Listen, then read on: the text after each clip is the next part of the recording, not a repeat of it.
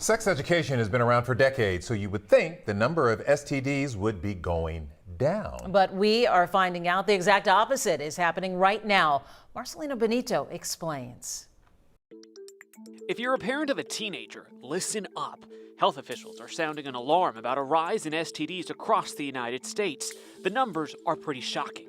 2.4 million infections diagnosed and reported last year alone, mostly teenagers and young adults.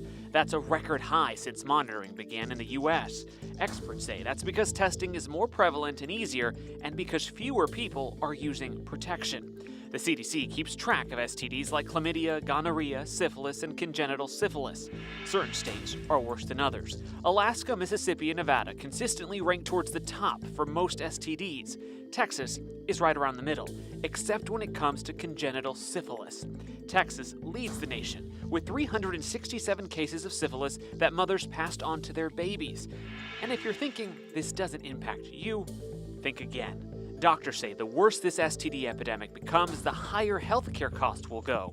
Researchers say the way to curb this STD crisis is more money for sex education. National groups are calling on Congress to fund the CDC's STD prevention services by $70 million. A new sexually transmitted disease action plan will be released by the government early next year.